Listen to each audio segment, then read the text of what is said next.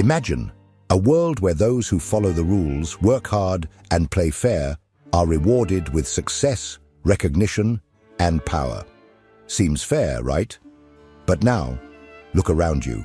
Who is really on top? The most ethical or the most ruthless? Those who adhere to morality or those who manipulate the rules to their advantage? The brutal truth is that society sells an illusion. From childhood, you have been conditioned to believe that good always triumphs, that honest effort leads to success, and that justice is the foundation of the world. But Nietzsche saw reality differently, in a darker and more uncomfortable way. For him, morality was nothing more than a tool of control, a farce created to keep the weak in line while the true masters take what they want. And that's why you see manipulators thriving. The most unscrupulous leaders dominate in politics. The most exploitative companies monopolize markets. The most selfish rise in the hierarchy, while the naive are left behind. The game has never been about merit. It has always been about power. And power belongs to those who understand this before others.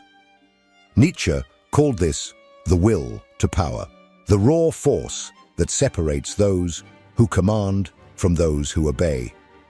But most people never wake up to this truth. They prefer to believe in the comfortable lie that justice always prevails. Do you believe that too? Or are you ready to see the naked and raw reality? Because after this video, you will never see the world the same way again. Since you were born, you have been taught that the world is governed by justice.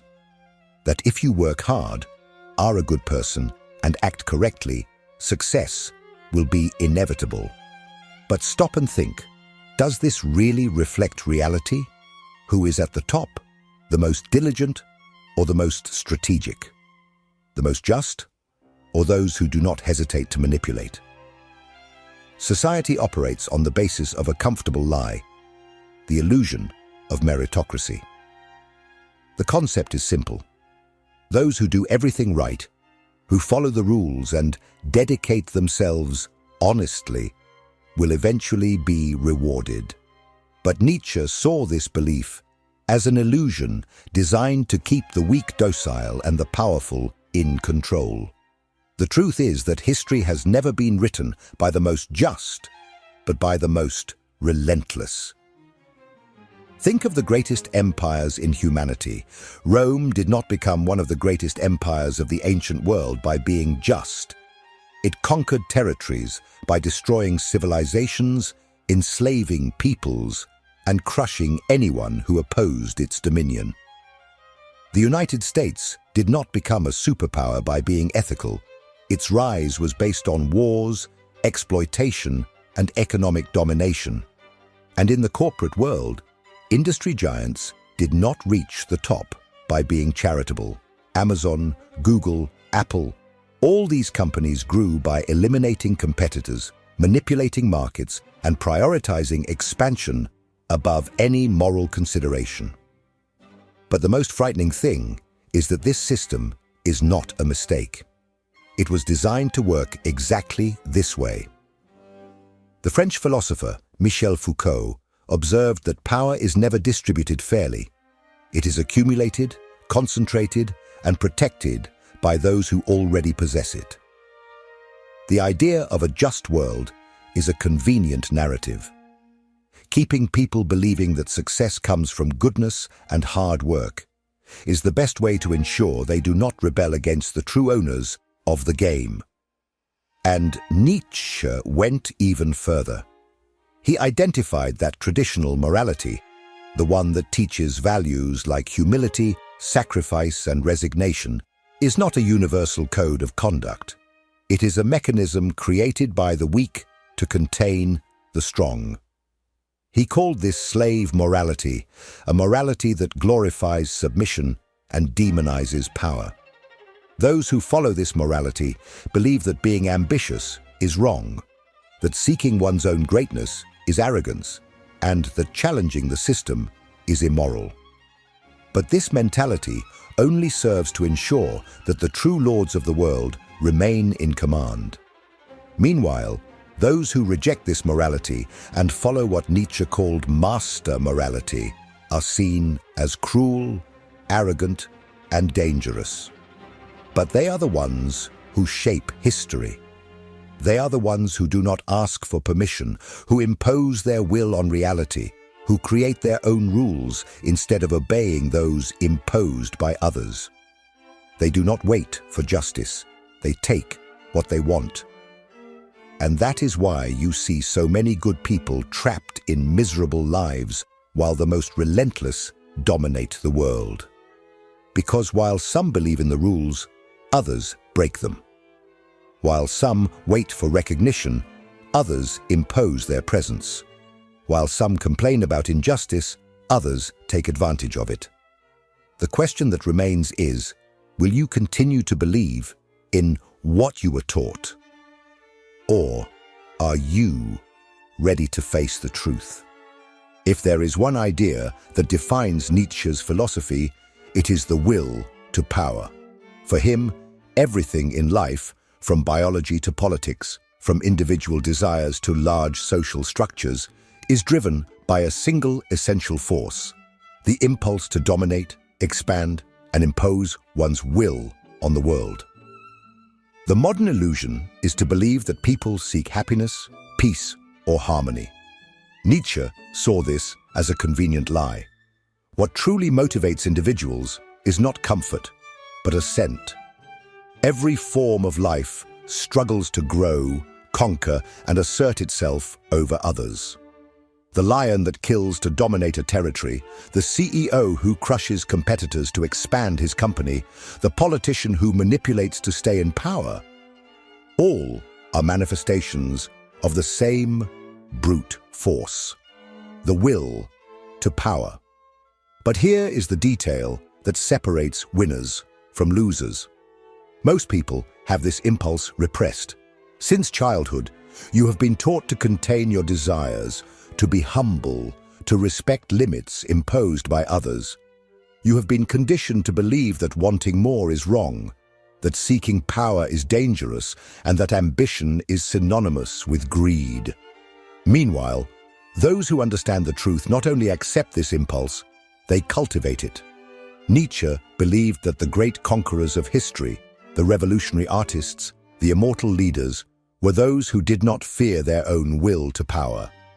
They did not wait for permission, did not conform to the rules imposed by slave morality, did not cling to abstract concepts like justice or goodness when these became obstacles to realizing their potential. And this leads us to a fundamental point. Power is not something that is given. It is not a prize awarded to the most diligent or a reward for those who follow the rules. Power is something that is taken. If you look at history, you will see that the true victors were not those who waited for recognition, but those who imposed their presence. Alexander the Great did not ask for permission to conquer empires. Napoleon did not wait for a throne to be handed to him. He took it. Steve Jobs did not seek approval when he decided to reinvent the technology industry. He ignored the criticism and did what he wanted.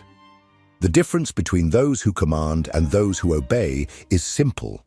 One understands that the world belongs to those who impose their will. The other believes in the illusion that there is a fair system that will eventually reward him. And this applies to everything. In the workplace, have you noticed that the most dedicated employee is rarely promoted? Meanwhile, the guy who sells himself better, who takes credit, who plays by the rules of power, rises in the hierarchy. In the business world, companies that operate with aggression, strategy, and even manipulation dominate markets, while those that insist on playing fair are crushed by competition. Nietzsche saw this not as a flaw in the system, but as its essence. The world was not made to be fair. It is a battlefield where only those who embrace their will to power can shape reality to their advantage. And here is the truth that few have the courage to face. If you do not impose your own will on the world, someone will do it for you. If you do not define your own values, someone will impose them on you. If you do not play to win, you will merely be a pawn in someone else's game. If there is something that keeps most people trapped in a life of mediocrity, it is the morality imposed by the system. Since childhood, you have been taught to be humble, to avoid conflict, to put others before yourself, to follow the rules. You are told that being good is the path to success, that acting with ethics and kindness will ensure that you will be rewarded in the end. But Nietzsche unmasked this illusion. He realized that traditional morality is not a universal truth. It is a control mechanism created to keep the weak submissive and the strong contained. Think about it. Who defined the rules that say ambition is bad? Who decided that wanting more is selfishness? Who implanted the idea that desiring power is something evil? The answer is simple. Those who are already at the top.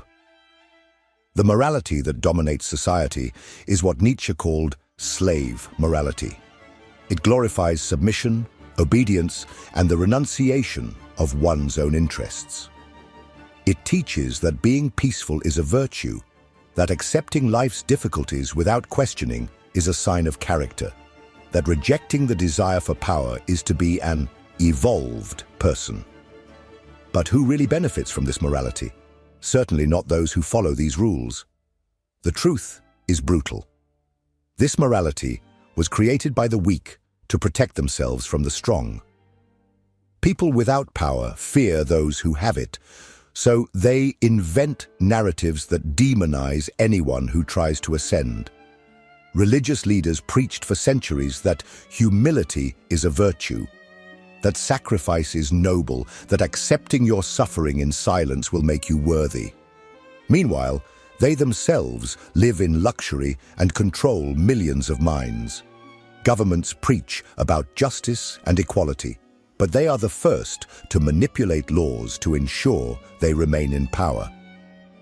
Nietzsche contrasted this mentality with master morality, the morality of the strong, of those who shape the world, of those who are not afraid to embrace their desires.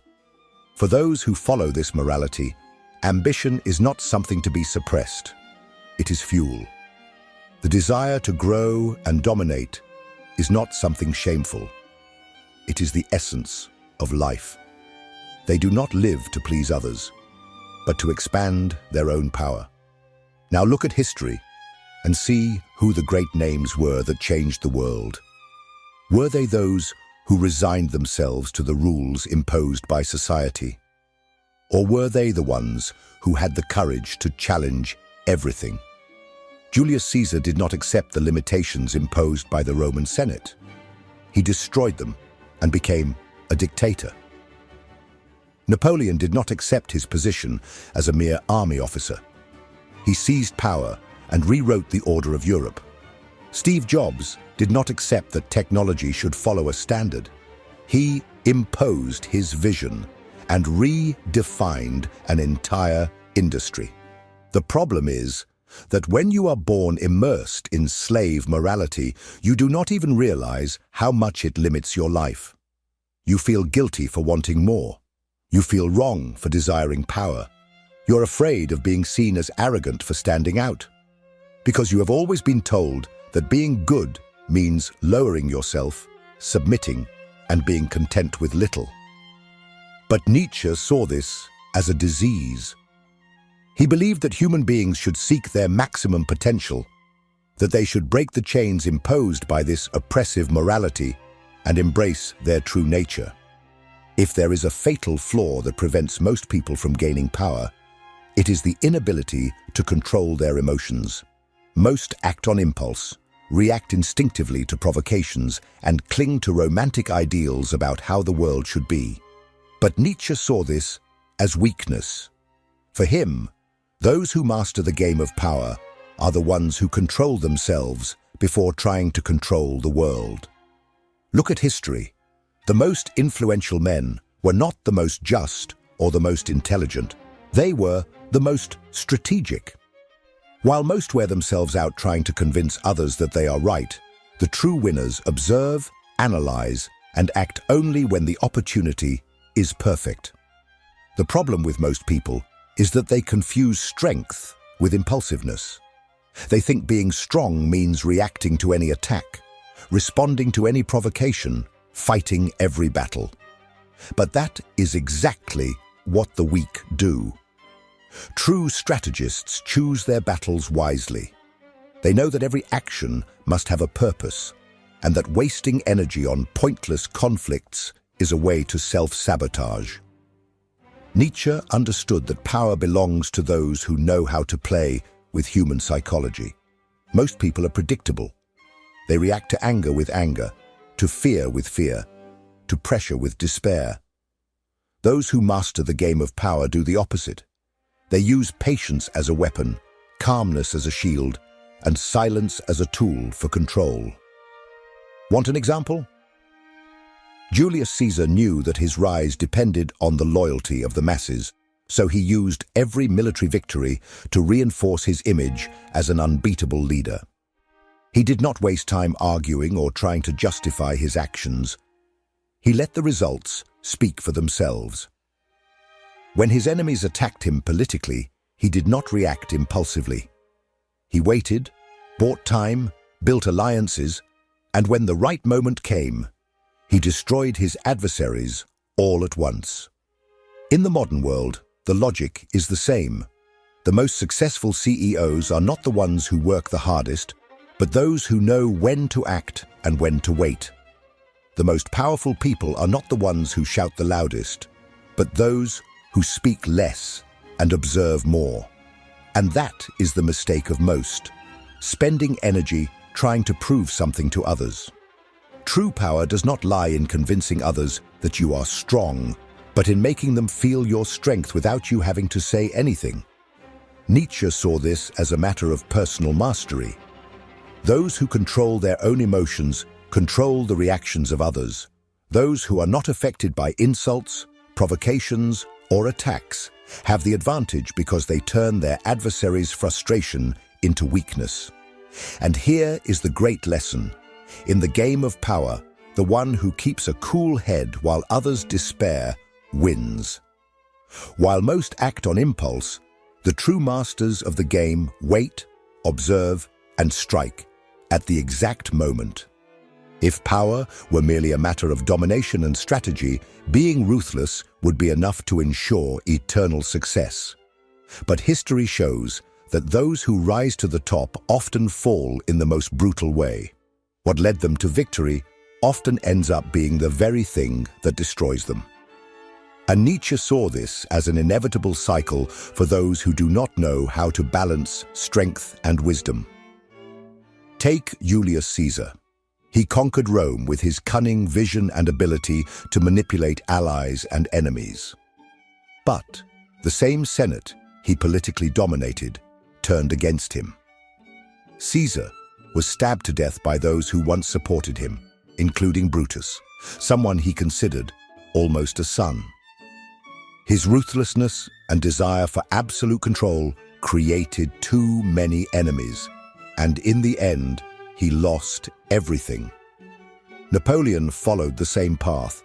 He took Europe with speed and military intelligence never seen before, but his ambition blinded him. He did not know when to stop. When he invaded Russia, he ignored all warnings about the risks of winter and Russian resistance. His insatiable quest for more territory led to his downfall. He was exiled, humiliated, and died far from the glory he sought so desperately. And if you think this is a thing of the past, look at the corporate world. Business leaders who built empires are often destroyed by their own creations. Jeff Skilling of Enron manipulated markets and seemed untouchable until the scandal came to light and he ended up in prison. Elizabeth Holmes promised to revolutionize medicine with Theranos, but her desire for power led her to lie and forge results until everything collapsed. The lesson is clear. Ruthlessness without control destroys even the most powerful. Nietzsche understood that absolute power can lead to blindness. When someone believes they are above the rules, that they will never be toppled, that their strength is unquestionable, they stop seeing the risks. They begin to make mistakes they would never have made before. They underestimate opponents. They create enemies without realizing it. And when they finally do realize, it is already too late. But is there a way to avoid this fall? Yes. And Nietzsche pointed to the answer: balance. A true master of power is not only strong, he is wise. He understands that winning is only half the game.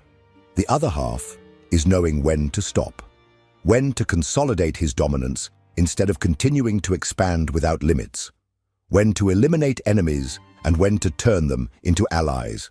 Those who fall are those who confuse power with invincibility, those who rise and keep rising until the very weight of their arrogance causes them to crumble.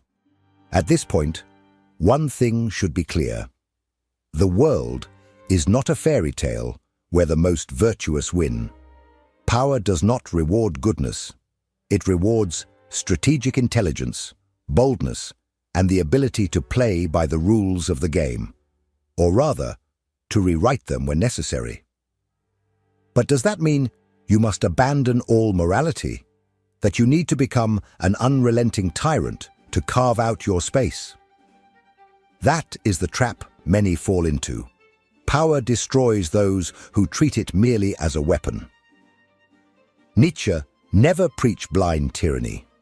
He saw power as an instrument of transformation, a means to forge your own path without becoming a slave to greed or destruction. The true winner is not the one who merely takes power, but the one who knows how to maintain it. This means finding a balance between strategy and emotional intelligence, knowing when to be ruthless and when to be calculatedly generous, when to attack and when to retreat, when to silence your enemies and when to make them useful. The problem for most people is that they live in extremes. Some spend their lives being exploited, believing that the world will reward their goodness. Others, upon awakening to the reality of power, plunge into a path of destruction and paranoia until they become victims of their own brutality. But there is a third way, the way of those who understand the game, but do not allow themselves to be consumed by it. The great truth is this: you can live believing in justice and continue to be a pawn on someone else's board. Or you can accept reality, learn the real rules of power, and consciously decide how to play it. If this video has made you see reality differently, subscribe to the channel and comment. Power is not asked for, it is taken. See you in the next video.